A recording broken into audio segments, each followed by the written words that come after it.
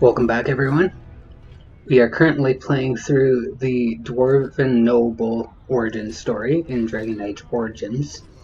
We're discussing how this origin affects the rest of the game, the different impacts that it can have on gameplay. Particularly with this one, it's going to have a lot of big changes towards the end of the game, and we're going to be discussing all of those as we play through, as we have been doing. Now, we're currently going through the Diamond Quarter of Orzammar, just talking with all the dwarves. We're about halfway through. Here are our older brother on the left, younger brother on the right, and we're going to talk with them and then move on. Atrast Fala, big brother. How surprising to run into you out among the common folk. Especially since duty requires that you attend our King Father at the feast today. Have you so little respect for him to disregard his wishes on a day set aside for you? Lord Harrowmont told me we wouldn't be needed for hours at least. Silence! If I want the opinion of my siblings second, I will ask for it. Yes, Your Highness. Don't speak to Gorham that way, like that. I speak to lower houses and castes as they should be spoken to. Now do as I say.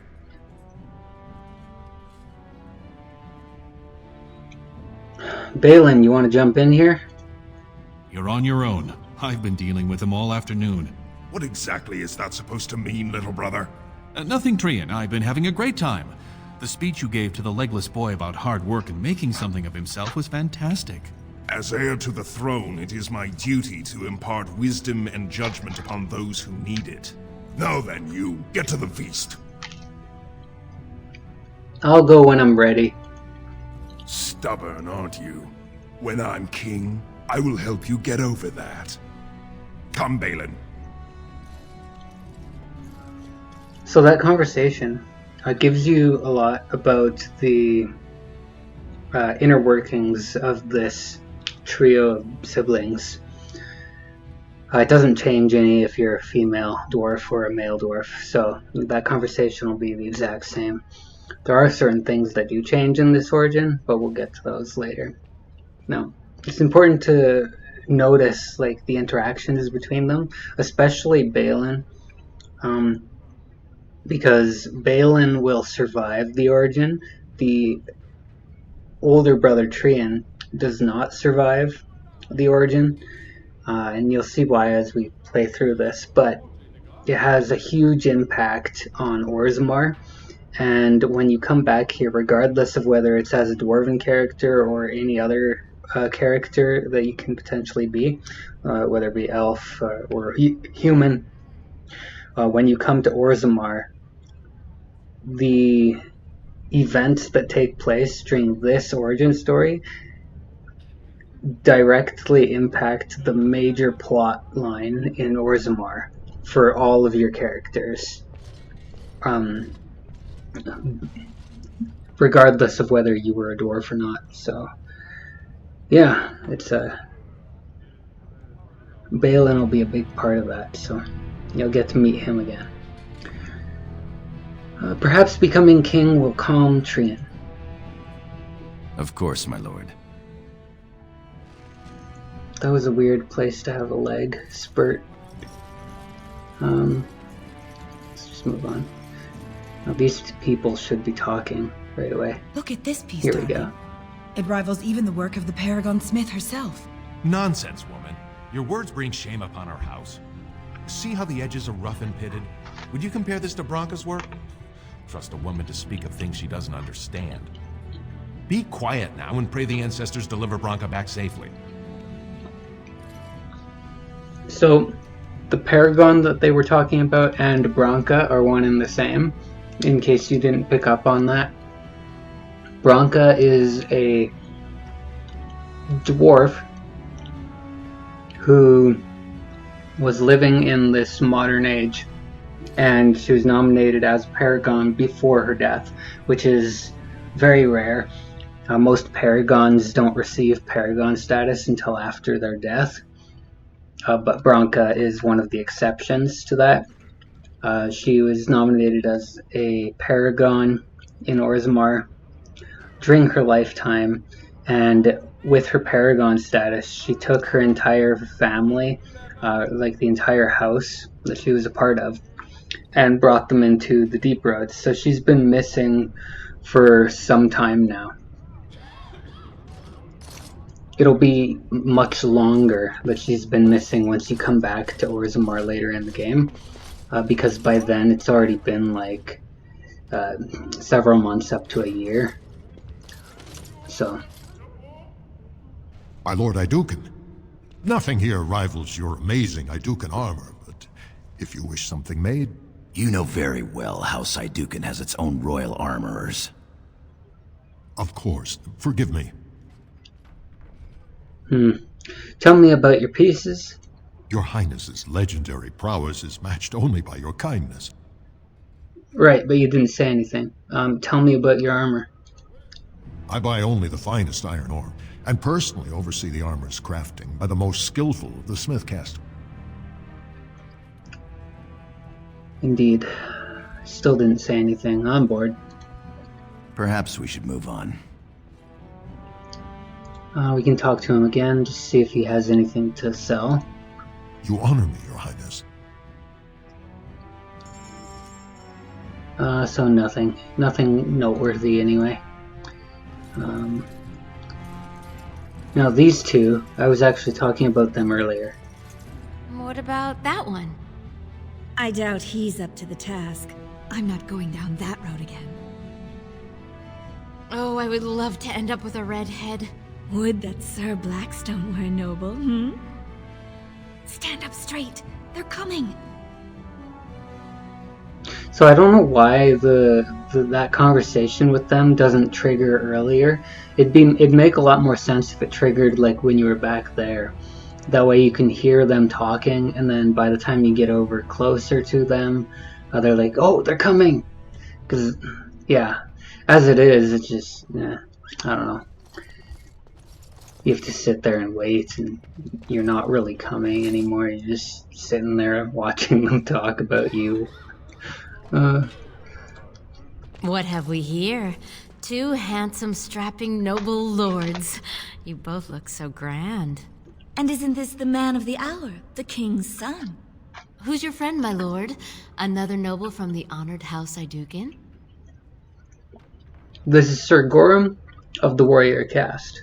Oh, then not a noble? No, Telly, not a noble. Stone you're thick sometimes.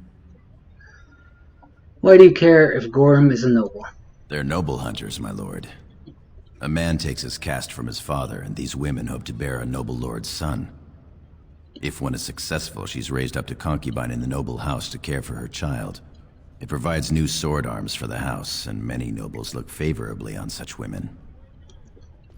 Now, an interesting thing about this is that a lot of people who are casteless get into this profession so that they can potentially have offspring that are not casteless, particularly sons. So that is an important part of it.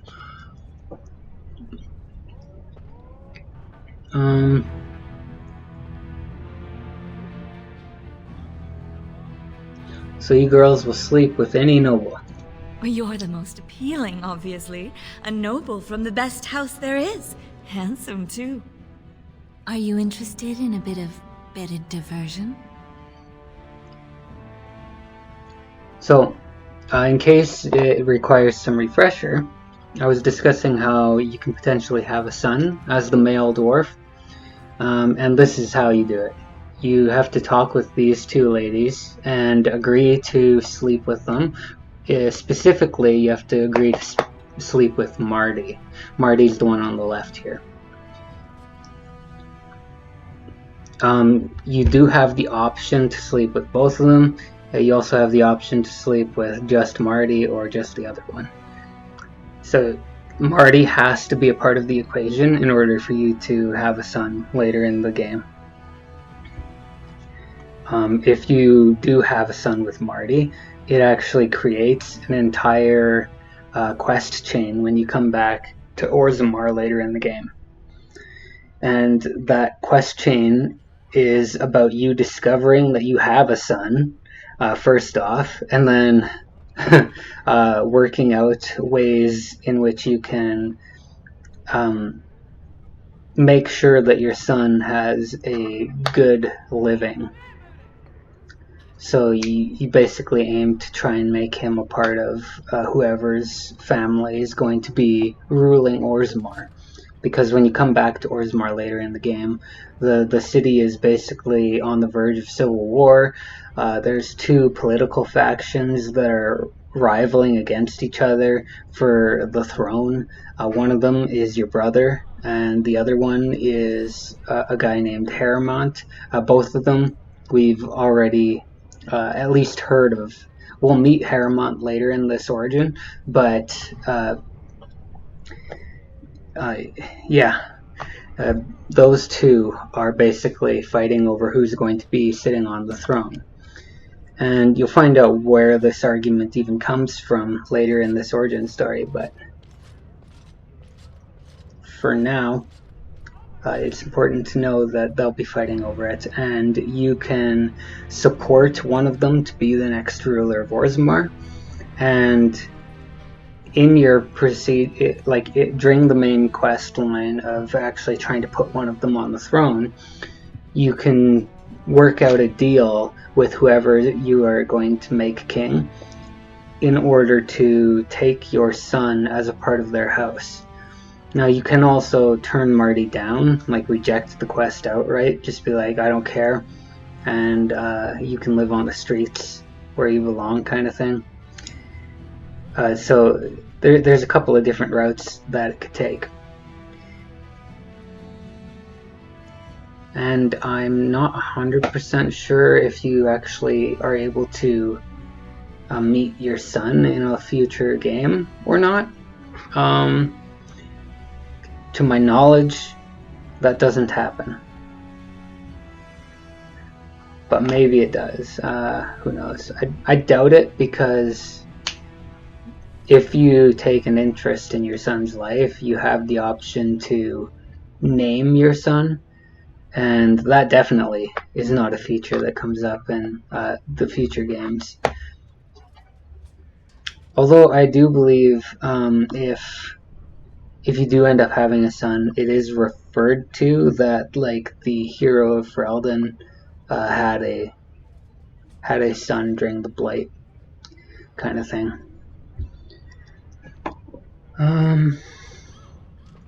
And we're gonna go through that particular route with this character just so you can see what it's like. It's not a huge difference. The only real difference is that if you are a female dwarf, this entire interaction does not happen. You can still talk with these ladies and ask about their profession, but you are not able to sleep with them at all. And of course you're not able to have a son with anyone as the female dwarf. So anytime, day or night. Shall I come to your chambers after the ceremony then? I talked to him first. I want him. He's looking for a woman, Telly, not a little girl. I'm Marty, and I know how to give my lord a night he'll remember. Do I really have to pick just one? Oh, my lord has his energy about him. There will be no 3 to a bed if that's what you're thinking. We both require full experiences all to ourselves. If you think you can manage us both, though. Both of you it is. This should prove most interesting. We will wait for you together, my lord, and show you the proper way to celebrate a princely commission. There you go.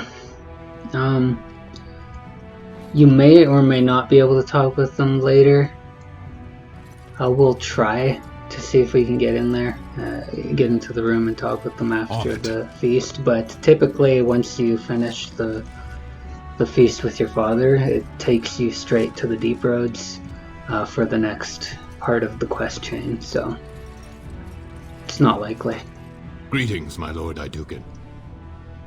I am so honored to have you visit my booth. I have a proposition, but I dared not approach. Yet you dare now. Alright, I'll hear him out. Very well then, speak. Yes, just so. Here's the thing. What I mean to say is... Spit it out. Sorry. So nervous. I had a dagger made, for you, as a gift for your first command. Sent a messenger to deliver the dagger to you. Prince Trian had him thrown out. I don't know what offense he caused, but I had him beaten severely.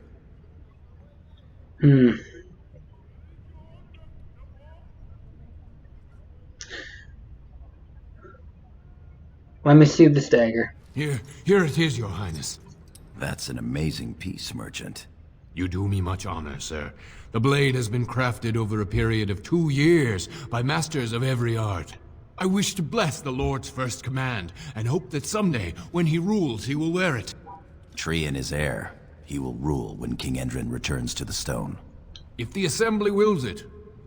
Forgive me, sir, but whispers say the second child of Endrin will be chosen. Whispers indeed. It's a princely gift. If Trian recognizes it, though, it may send the wrong message. Or the right one, depending on your view. Now, we've already gotten off to a bad start with Trian. We can choose to take Trian's side consistently throughout this, but it has absolutely no effect on whether or not Trian likes you or not, and whether or not this origin plays out any differently. For reasons you'll see. But for that reason, we're just gonna continue to be against Trian. Not overtly against him, like we're not planning on killing him or anything, but we are against him. So I'll take the dagger. Thank you. You bring uncountable honor to me. What he means is that you'll bring uncountable gold to him if you wear that piece in public. Gorm has a very good point there, because the merchants here work very much like capitalists do.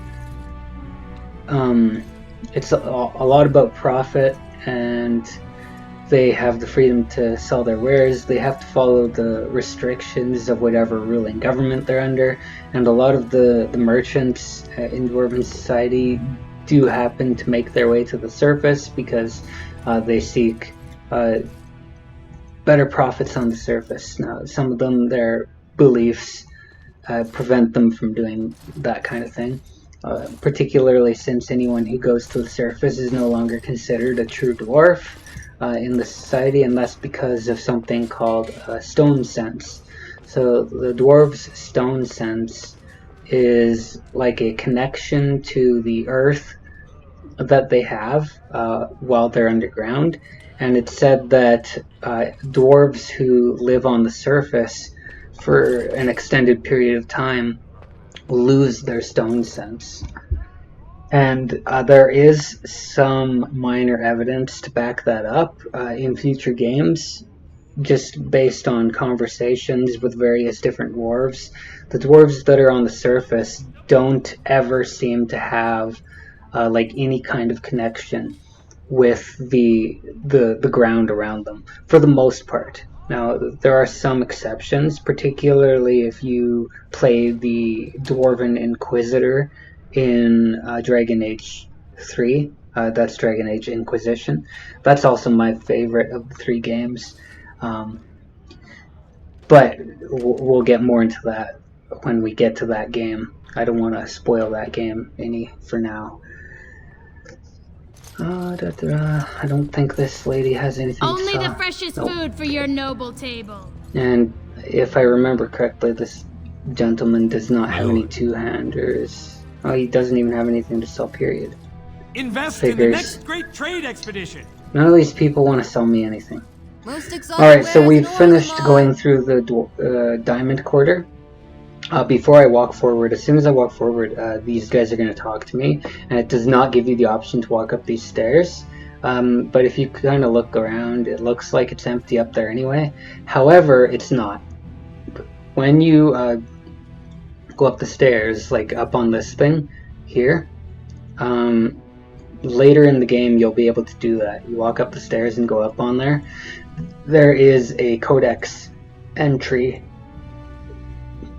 in that little space. So you'll want to go up the stairs, hang left, and keep tight to the wall there. And it should be like right against the wall kind of thing. So it's not visible from down here at all. You have to go up there to see it. Worth remembering. My lord, are you heading to the proving arena? Yeah, we are. Yes, I intend to watch the provings. We have been charged with the task of escorting you to the proving grounds. I clean forgot about that. Forgive me, I should have informed you sooner. The king decided you were not to travel through the commons unguarded. No big deal. But why? I did mention the merchants that won permits to show their goods in the Diamond Quarter. There were only so many permits auctioned off, and quite a few were turned away.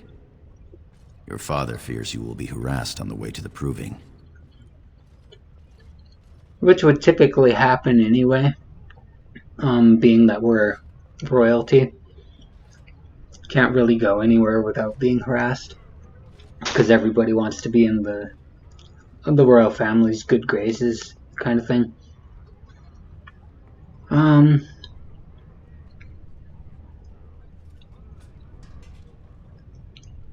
This is silly, but I will comply. Will we be leaving then? Yes. We are at your command. So now we go to the proving grounds, and proving is just basically a gladiator-style fighting arena, as you can see.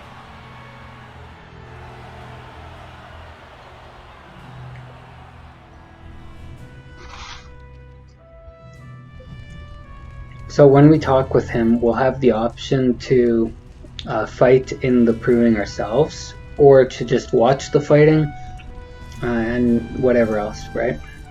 We can choose to say something to the crowd, that too. And since we don't have a two-hander, it won't hurt to fight, just so you can see what it's like, so we'll do that.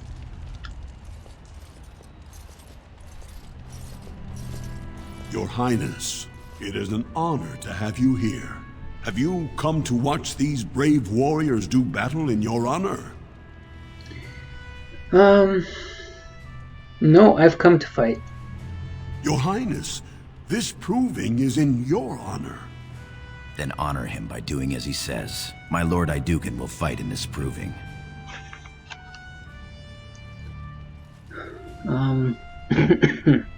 Now this proving actually happens in the Dwarven Commoner origin story as well, and we'll get to see that from that dwarf's perspective going through here as well, because you do end up coming to the proving as a Dwarven Commoner as well, even though you're supposed to be castless, and the castless are not supposed to be in the proving grounds. There's certain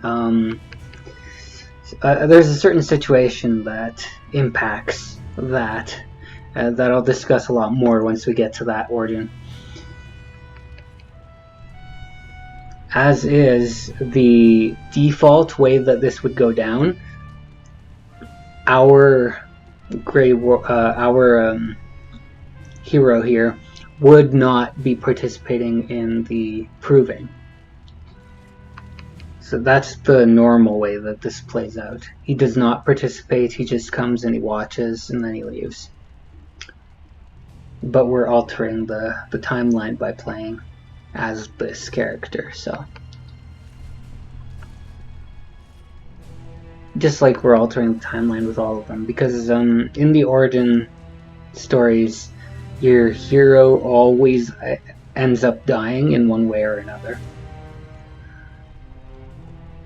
In this one specifically,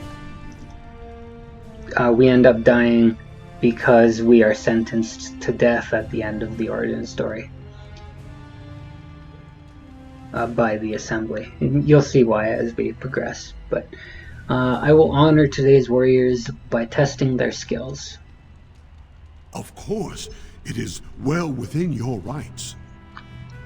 Men and women of Orzammar, we have a late entry to these provings, held on the eve of battle for the honor of House Idukan. I give you the Lord Idukan himself.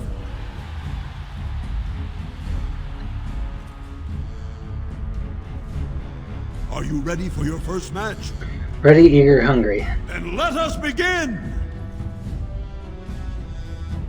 This is a glory proving, fought under the watchful eyes of the paragons of Orzammar, for the honor of House Idukan. Lord Idukan will fight Alair Bimo, youngest son of Lord Bimo. You honor me with this match. So that swishing sound was my Slurpee. Gotta have a Slurpee on a hot day. I'll honor you upside the head. First warrior to fall is vanquished. Fight! Alright, I should move this over here so I can use it more frequently.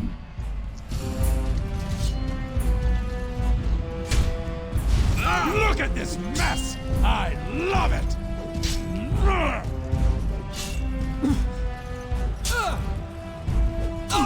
I really wish I had a two-hander. Oh well. It doesn't matter. The winner is Lord Idukan. It mainly doesn't matter because we're playing on easy. Like if we were playing on a higher difficulty, that fight would have been very difficult. That was quite a fight. Alair Bimo is no slouch with that hammer. Are you ready for your next opponent? In fact, if you're playing on a higher difficulty, you're going to want to make sure that you have a ton of health potions stocked up and ready for use. Regardless of whether it's on the PC version or on the Xbox or PS version. So, I'll tear her apart. Excellent. Let us go.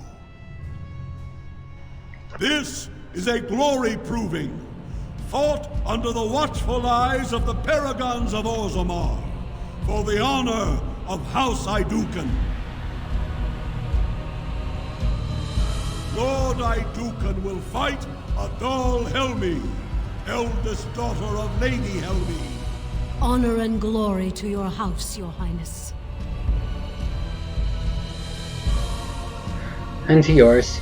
First warrior to fall is vanquished. Fight! I don't like how like the screen always has us turned that way at the start. No! Oh, whoops. Mercy! There we go.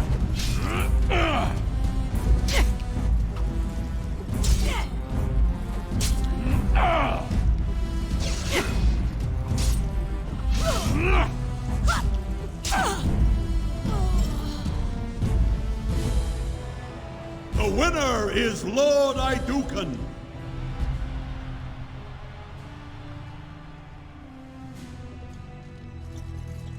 That was a crowd pleaser. Many were waiting to see that woman put in her place. Sir Blackstone is your next opponent. Are you ready to face him? I am. Then let us begin. This is a glory proving, fought under the watchful eyes of the paragons of Orzammar, for the honor of House Idukan. So if you end up spending like a lot of your stamina or a lot of your mana during a proving fight, Deep Road squad leader of the warrior caste. This is your education, child. Try to learn as you bleed. at the end of the fight, when he offers you the opportunity to take a rest between fights, you should take that opportunity just so you can recover your stamina, health, and or mana, if mana is even a thing. The reason I say mana is because later in the game, the proving is something that you can participate in as well. I'll make you eat those words. First warrior to fall is vanquished. Fight! Ugh.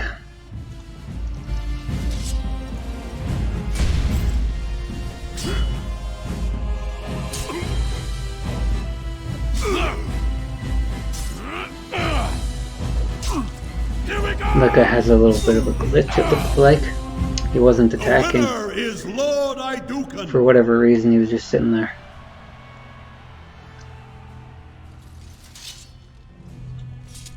Well done. You have proven that even the best of the warrior caste cannot match a noble Idukan. Franlin Ivo is your final opponent. He too has had many victories today. Are you ready to face him, or will you rest first? I'm ready to fight. Of course. This is a glory proving, fought under the watchful eyes of the paragons of Orzammar, for the honor of House Idukan. It is down to just 2 warriors, with backbones of stone and wills of iron. They have defeated all others this day. Lord Idukan will fight Franlin Ivo, second son of Lord Ivo. You fight well. I wish you glory today and glory tomorrow.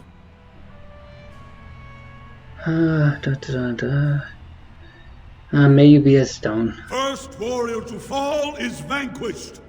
The victor is champion. Fight! Let's get started.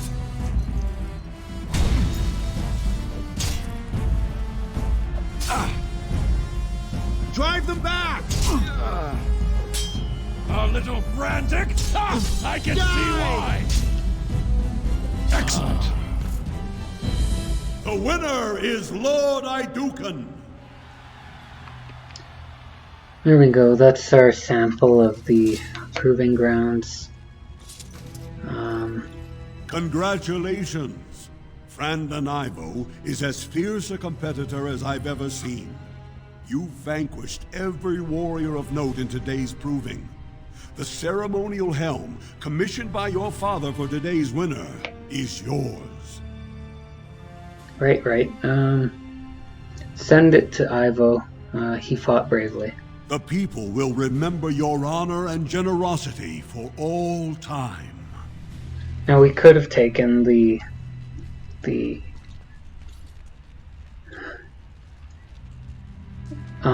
shield for ourselves just by fighting in that, and that shield is not something that you can claim if you don't fight in the proving, so my lord, that's kind of like your motivation to actually do it. Why don't you take a break? We will take a break when we are done here. For now, we are here to serve. No need to get snooty. Good, you know your place. As do we all. My lord? I'm ready to leave. Your wish is our command.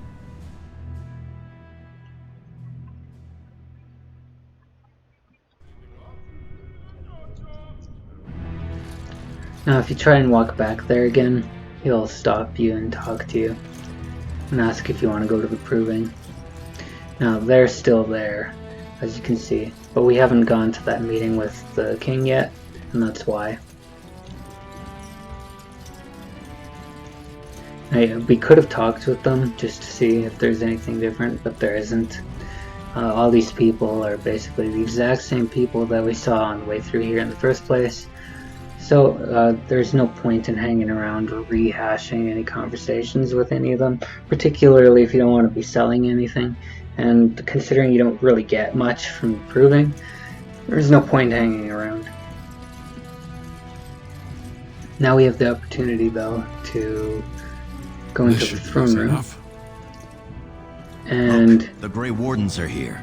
The raid tomorrow must be more than a standard mission. The Wardens only go where the Darkspawn are the greatest threat. Alright, so that's true. The dwarves in particular have a great respect and reverence for Grey Wardens, and the reason for that is because they view Grey Wardens as like the only surfacers that can really understand the plight of the dwarves. Being that dwarves are constantly under threat of Darkspawn, being that they live underground. The Darkspawn also live underground, and the Darkspawn are constantly pushing up against the dwarves. and most of the old Dwarven kingdom is overrun by darkspawn at this point in the history of Thedas. So, My lord Iduka, might I bother you for a moment? Before we talk to the king, if you have any interest in getting like any information from anyone else, talk with everyone else before you talk to the king. Because as soon as you talk with the king, the event for continuing the main plot starts, and once that happens, there's no going back. I do believe we can actually potentially go talk to our brother in his room. But we're not going to do that at the moment. Many thanks for your willingness to hear me out, my lord. I wish to speak to you of a matter most urgent. Can this wait until later? Of course. I shall await your pleasure. So it can wait until later. That's good information to have. You've returned. Might you have time to talk now? Now, what's on your mind? First, let me congratulate you on your commission. 2 of King Endrin's children now commissioned war leaders. It does great honor to your house. But you didn't stop me to exchange pleasantries. No, I surely did not. Let us just pretend we spent another 10 minutes wishing good things on each other's houses, yes? There is a vote coming before the Assembly next week. And a word from you could go a long way towards helping our cause. In other words, he wants a favor. You know I don't do favors, Lord Dace. Oh, I would never ask a favor with nothing given in return. I propose a mutually beneficial arrangement. The vote concerns the status of the so-called surface caste. Lost to the stone, air-touched, and so forth.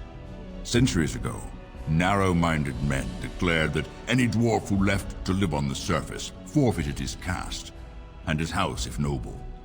That he was, in essence, no longer a dwarf. I seek only to remedy an injustice, to retie the bonds of anyone who can trace himself to one of the noble houses wherever he may live. Please, agree to speak for this noble cause. So as you can tell, this sounds like a pretty compelling argument. But we're going to get all the sides to this so you can hear all the different perspectives on it. It's a lot like American politics in a way.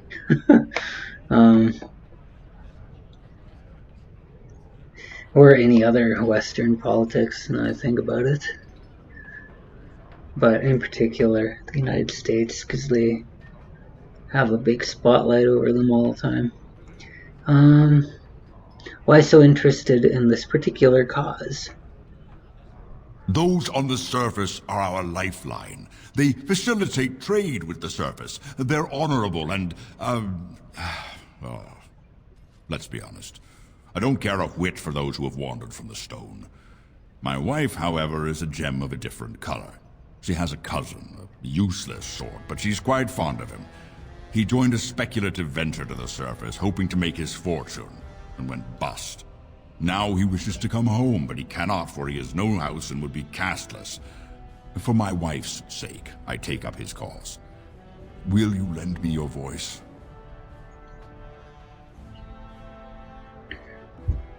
And what do I get in return? I keep my ears to the stone, my lord. I hear many things, some of which could be a great help during your mission tomorrow. A little forewarning to help your forearming, if you know what I mean. So he's basically offering information, and it's not necessarily good information. It's just information. And he's not saying that he was actually going to give you the information either until you actually do what he wants you to do. So he, if you accept, is guaranteed to get his part of the bargain, but you're not guaranteed to get your part. But you can ask for currency. Or you can just say that's good enough. What do I do? We're going to go with currency. Saving for a run for the Assembly? Never mind. If hard currency is what you wish, hard currency is what you will have. How does 100 sovereigns sound? Sounds good. What can I do? When your father presents you to the noble houses, I will ask for your opinion on the matter. You have merely to say that you feel our surface brothers should be returned their noble rights. What could be more simple? All right. You're a fool. Yeah, so she was actually listening in on your conversation with Dace there, and that's why she's saying you're a fool. So you can talk to her to get more information about that topic that we were discussing with him. Before we do that, actually, yeah, let's just continue with that topic. Your mother would melt the stone if she knew what you just did. Excuse me? Lord Dace is playing you false. Go ahead, be his puppet. Your first command will be marked by every major house turning their back on you.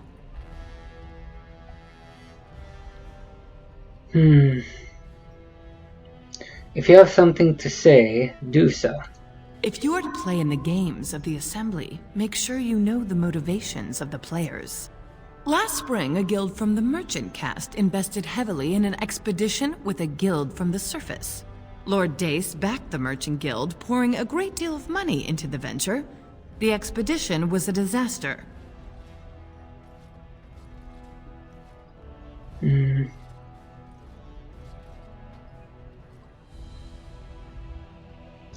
Lord Dace lost some money and... Lord Dace lost a great deal of money and prestige.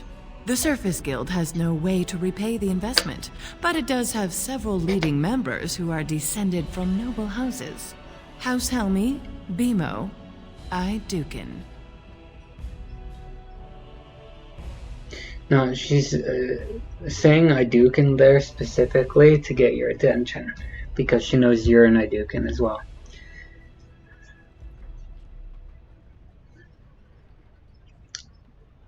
So we could say the first one, but then she doesn't really clarify. So I'm going to go with the second one, just so that you can hear her full perspective. I know you're getting at something, I just don't know what. Let me spell it out for you. If Lord Dace returns the noble connections to those on the surface, those houses would then be financially tied to his disaster. Your house and mine would be forced to pay the surfacer's kin debts. It would be a great victory for Lord Dace. So basically, in other words, all the people who have similar last names who are still considered true dwarves, if Lord Dace had his way, or his wife's way as it seems to be, then all of these families would have to pay the people from the surface compensation for what is deemed to be losses. Now, that in and of itself seems like a stupid thing to have happen from my point of view, just because it's basically the same concept as reparations, essentially. You're paying for damages done to somebody in the past. So not necessarily by the people, it's just like the idea of damage, so you're paying for that. We're trying to pay for it and make amends. Even if a lot of those same people before this topic came up might not even consider there to be any damage done. As you'll find out in later games, a lot of the people who live on the surface, although they're looked down upon by the dwarves of the city, so Orzammar dwarves, or underground dwarves rather, the surface dwarves have their own entire community and they get along just well on the surface. Well, most of them do. Some of them maybe not as much. But just like anywhere else on the surface, there is inequalities. So there are a lot of people who are suffering, but there are a lot of people who are prospering as well. And one of the prominent dwarves that'll come up is a guy named Varric. And as you'll find out through Dragon Age 2, he's doing relatively well for himself, minus some tragedies that go on in his life. but we'll see a lot more about Varric in Dragon Age 2 and in Dragon Age Inquisition. So.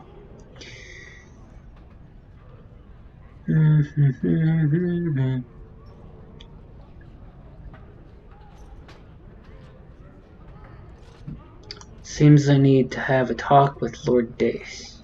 If you call his bluff, then you lose your chance to turn the tables. Let him think he has you. Smile and nod, and when he asks his question, tell him that the so-called surface caste are right where they belong. That should take Lord Dace down a peg or two.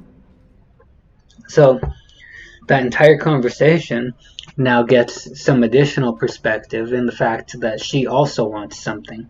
So both of these two people are politicians. They're both trying to manipulate you to supporting their particular position. So her position is that the surface dwarves do not get compensation and they should never be allowed to return to Orzammar. Lord Dace's perspective is that they should be allowed to come in because it will favor his house more than it'll favor other houses. So the damage ratio that it'll do to other houses outside of Lord Dace's house will consequentially bring Lord Dace's house up in rank. So he'll be of a higher status than he would have been otherwise. And both of them are getting political reputation because they have the king's favored son supporting their decision.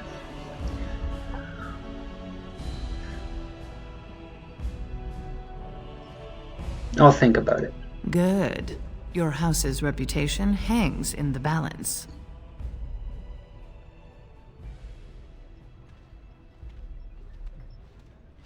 Now, you have the option to go and talk with him, Lord Dace, about the conversation that you just had with her. She's gone. I don't know where she went. Regardless, yeah, you can go talk with him about that conversation and discuss what you overheard, what you got from her, essentially. Now, that conversation that you have with Lord Dace can go one of two ways. You can come to a mutual agreement. He can pay you out, or you can essentially say that he has slandered your house by trying to manipulate you, even though the woman was trying to do that as well, and essentially start a fight with him in the middle of this room. Now, the fight will not end up being a fight between you and him. It'll be a fight between you and his son in the Proving, and during that fight you kill his son. So it just increases the tensions between the two houses. So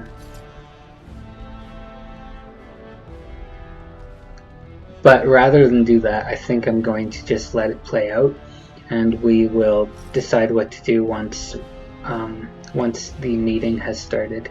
So once he brings it up during the discussion with the king, then we'll discuss it more. For now, greetings, my lord Idukan. It is an honor to meet you at last. Have you been waiting for me? Not as such, but your father never misses a chance to boast of your skill and bravery. He says you may be the most skilled warrior in all of House Idukan. At the time being, no, I don't doubt it, but there aren't a whole lot of Idukans at the moment, so, or at least that we know of.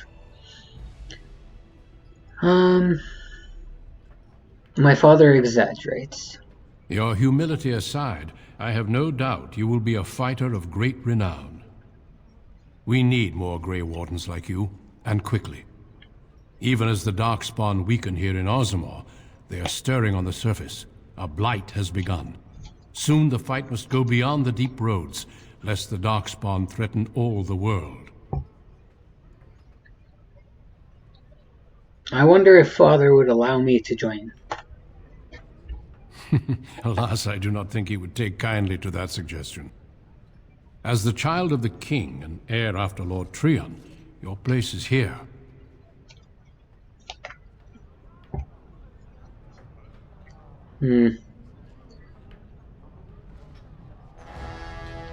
Well, I'd still like to be a Grey Warden.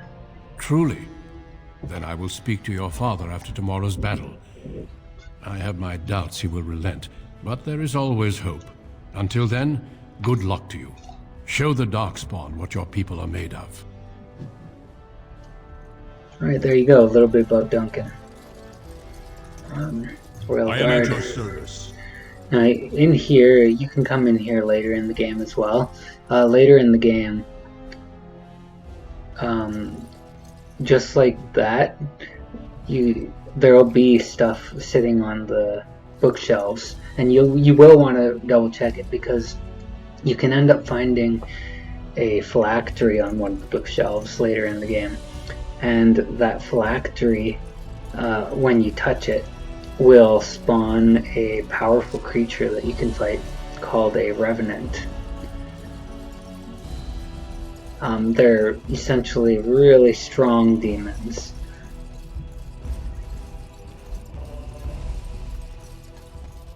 Now, the reason we went through there is just because it's open. Yeah, no other reason. And now we'll talk with the king and get this meeting underway. Or actually, let's...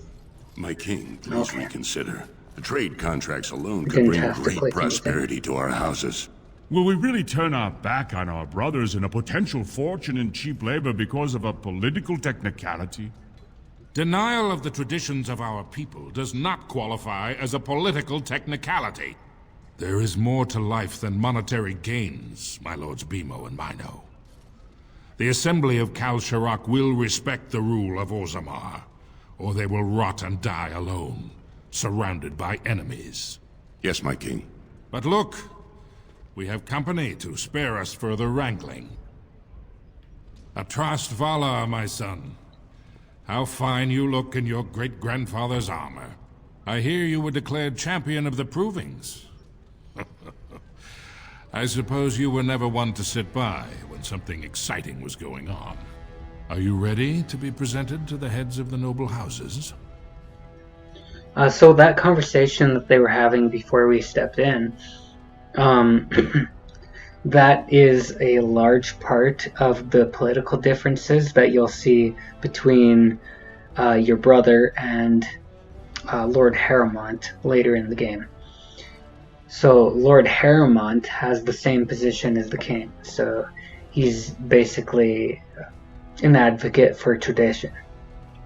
Your brother, on the other hand, is an advocate for reform. He wants things to change in Orzammar, and he wants it to change so that it'll be more profitable for merchants. So he has a lot of backing from people like the House Bimo that was just talking with the king, and the merchant guild in general, the merchants. So, yeah, just a helpful insight.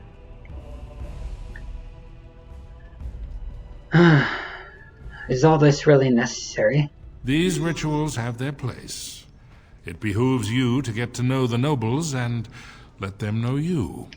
Lords, ladies, grant me a moment of your time. We are here today so I may present to you my second eldest child. Blessed by the stone and born of the blood that ran in the veins of the Paragon Aidukan, who would pose a question to the prospective commander? Who seeks to know the prospect better? I have a question. I seek to know the prospect better. Lord Dace, head of House Dace, speak. Lords, ladies, my question concerns the plight of our wayward kin, the so-called service caste. What does the Commander Prospect think is the proper place for these lost souls? So this is our opportunity to side with Lord Dace, or to call him out, or take no sides, essentially.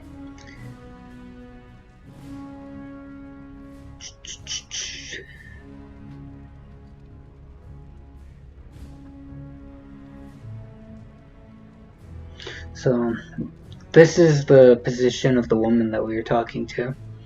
This is the position, so, well, the woman that we were talking to is basically of the position, surface dwellers are less than men. Then Lord Dace's position aligns more with this. They are as we are and should have their rights returned. That's the option where we'll potentially have to pay money or reparations to those who live on the surface.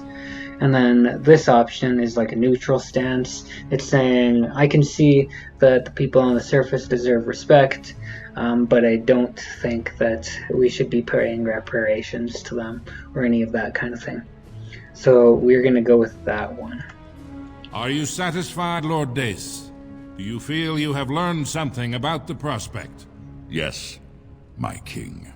Then if there are no other challenges, I give you Orzammar's next commander. Tomorrow, our newest commander will lead part of a mission to strike a great blow to the Darkspawn. Not only does this recover access to some of our most important mines, but it also allows our honored guest Duncan, head of Ferelden's Grey Wardens, to strike far into the deep roads. Thank you, King Endrin. While the Darkspawn seem to withdraw, it is only because they are massing on the surface. This could mean a blight, and my men and I will discover the truth. We are honored to have you with us, my friend. Now, feast, drink, and celebrate, for the morning brings battle! As for you, my new commander, find your brother Trian and send him to me.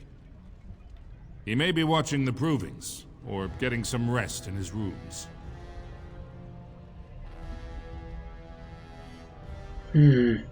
Of course, Father. Walk well, Commander. Alright, and I think we'll actually end the episode here before we go talk with Trian. Or let's talk with Harrimont first, maybe. Your father is very proud of you. If it isn't our newest commander, congratulations, Your Highness. They had nothing to say, so... You can talk with Duncan again, but it's just more Grey Warden talk and information about Grey Wardens, and we've had enough conversation with Grey Wardens that I feel comfortable in omitting that from this particular origin for now. And yeah, we'll call it here. Thank you for watching. Remember, if you liked the video, to give the video a like and subscribe. See you next time.